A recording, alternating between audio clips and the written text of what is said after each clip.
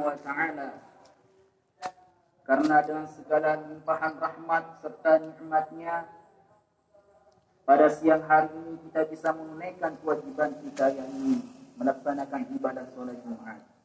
Salawat beserta salam kita haturkan kepada baginda kita Nabi besar Muhammad sallallahu alaihi wasallam, ya qaulina Allahumma salli ala sayyidina Muhammad wa ala ali sayyidina Muhammad. Semoga kelak kita mendapatkan syafaat di yaumil qiyamah. Amin. Allahumma amin. Jamaah salat Jumat yang dirahmati Allah Subhanahu wa taala. Kemudian di dalam dosa-dosanya berwasiat kepada diri pribadi dan untuk kita semua pada umumnya yang hadir pada hari ini, agar senantiasa kita meningkatkan keimanan serta ketakwaan kita kepada Allah Subhanahu wa taala dengan menjalankan segala yang diperintahkan oleh Allah Subhanahu wa taala dan meninggalkan hal-hal yang dilarang olehnya. Dengan begitu, insyaallah kita akan benar-benar diakui sebagai hamba yang benar-benar beriman dan bertakwa pada Allah Subhanahu wa taala. Ma'asyiral muslimin jamaah salat Jumat yang dirahmati Allah Subhanahu wa taala. Izinkan khatib pada Jumat pekan kali ini untuk menyampaikan tema khutbah keutamaan berkurban. Jamaah salat Jumat yang dirahmati Allah Subhanahu wa taala. Islam yang dibumikan oleh Allah Subhanahu wa taala melalui Nabi Muhammad sallallahu alaihi wasallam tidak hanya mengandung ajaran ritual. Islam juga menjadi mata air ajaran sosial yang memiliki pengaruh besar dalam kehidupan umat manusia. Kesenjangan jarak antara si kaya dan si miskin tidak boleh terlalu menganga. Gambaran kebaikan sosial dalam Islam bisa kita lihat dari perintah untuk saling membantu.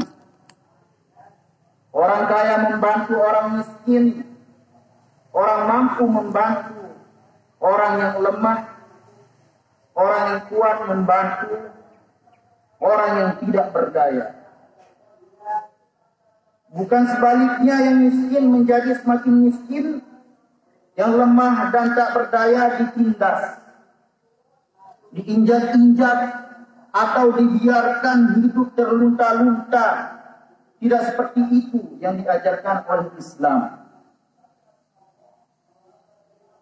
Maka hadirin rahimani wa iyyakumullah, melalui kurban kita kembali diingatkan tentang pentingnya menghadirkan sikap pengorbanan. Sikap ini terwujud dalam bentuk saling peduli kepada sesama, berempati atas penderitaan mereka yang sakit, yang teraniaya, atau yang tengah memikul beban hidup yang teramat berat. Islam mengajarkan kepada kita untuk merasakan nasib sepenanggungan dalam kehidupan sehari-hari. Dalam hati masing-masing, seolah kita berkata kepada mereka, sakitmu adalah sakitku, deritamu adalah deritamu, kesedihanmu adalah kesedihanmu. Apa yang kamu rasa dan tanggung juga menjadi rasa dan tanggunganku. Seperti inilah yang Rasul sallallahu alaihi wasallam sampaikan kepada kita. Taral mu'minina fi tarahumihim wa tawaddihim wa ta'atufihim kama taril jasadi idza ishtaka udwan tada'a lahu sa'iru jasadihi bis-sahri wal hamam. Kamu melihat kaum mukminin dalam berkasih sayang, mencintai, Tenggang rasa adalah seperti satu tubuh. Jika ada bagian tubuh yang sakit, maka seluruh tubuh lainnya merasakan panas dan tidak bisa tidur. Hadis riwayat Bukhari Muslim. Maka hadirin rahimani wa iyyakumullah, melalui momentum kurban kita disadarkan bahwa di tengah-tengah kita masih banyak orang-orang yang hidup dalam kemiskinan, bahkan di bawah garis kemiskinan. Karenanya mari manfaatkan waktu dan kesempatan tiap Idul Adha sebagai penyemangat diri kita untuk lebih memperhatikan sesama lewat ibadah kurban. Ma'asyiral muslimin rahimani wa iyyakumullah. Ibadah kurban adalah ibadah yang bernuansa ritual sekaligus sosial yang tentunya mengandung hikmah di dalamnya. Dan ada beberapa hikmah dari ibadah kurban ini. Yang pertama, setiap helai bulu hewan kurban akan dibalas satu kebaikan. Rasulullah SAW bersabda, "Bikulli sya'ratin hasanatun." Qulna, "Ya Rasulullah, fasawf?" Qala, "Fa kullu sya'ratin min as-sawfi hasanatun." Setiap satu helai rambut hewan kurban adalah satu kebaikan. Lalu sahabat bertanya, kalau bulu-bulunya? Beliau sallallahu alaihi wasallam menjawab, setiap helai bulunya juga satu kebaikan. Hadis riwayat Ahmad dan Ibnu Majah. Kedua, ibadah kurban ini merupakan ibadah yang paling dicintai oleh Allah Subhanahu wa taala. Rasul sallallahu alaihi wasallam bersabda, yang artinya tidak ada amalan anak cucu Adam pada hari raya Idul Kurban yang lebih dicintai Allah melebihi diri, yaitu dari mewujudkan darah atau berkurban. Sesungguhnya pada hari kiamat nanti hewan-hewan itu akan datang lengkap dengan tanduk-tanduknya, kuku-kukunya, dan bulu-bulunya. Sesungguhnya darahnya akan sampai kepada Allah sebagai kurban di mana hewan itu disembelih. Sebelum darahnya sampai ke tanah, maka ikhlaskanlah menyembelihnya. Hadis riwayat Ibnu Majah dan Tirmidzi.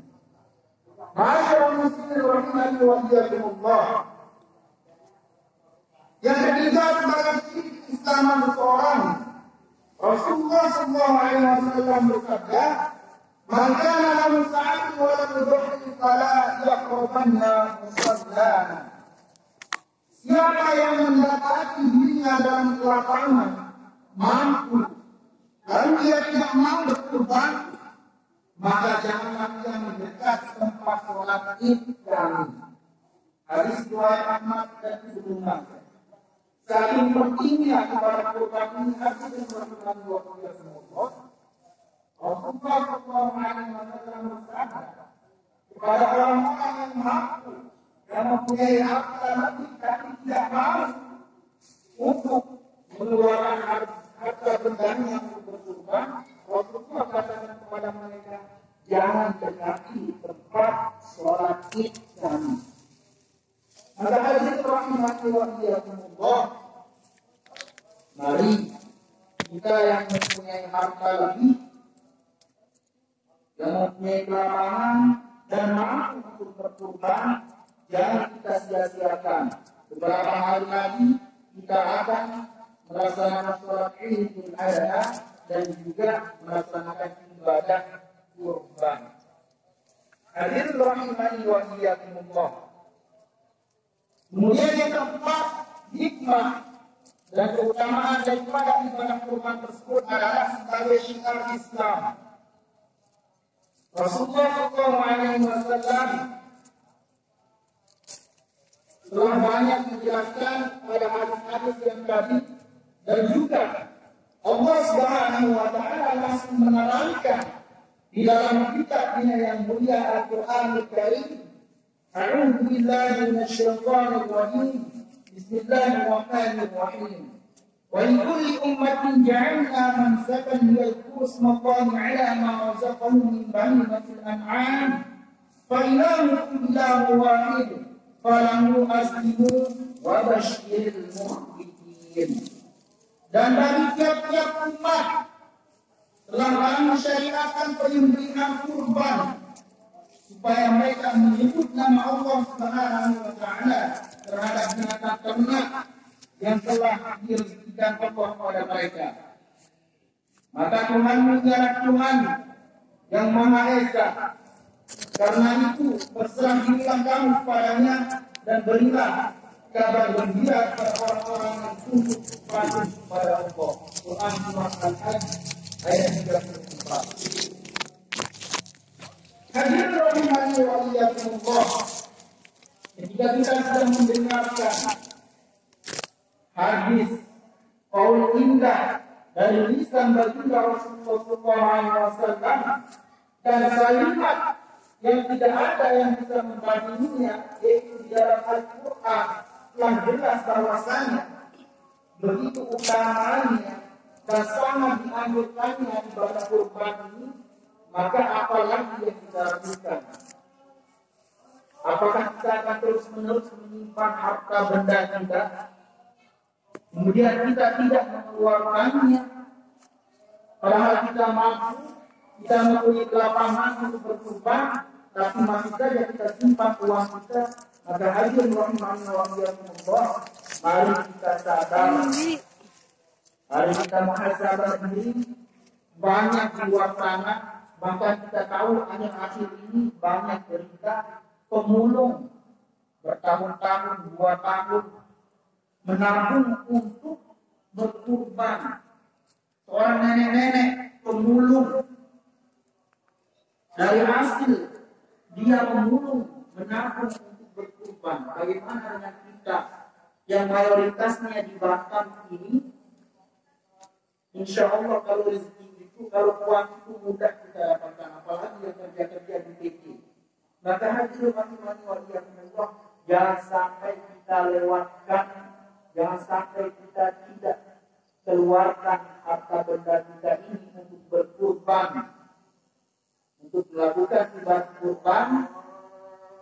Dan pada dasarnya ibadah kurban ini adalah untuk taqarruban, mendekatkan diri kita kepada Allah Subhanahu wa taala. Ma'asyiral muslimin jamaah salat Jumat rahimani wa iyyakumullah.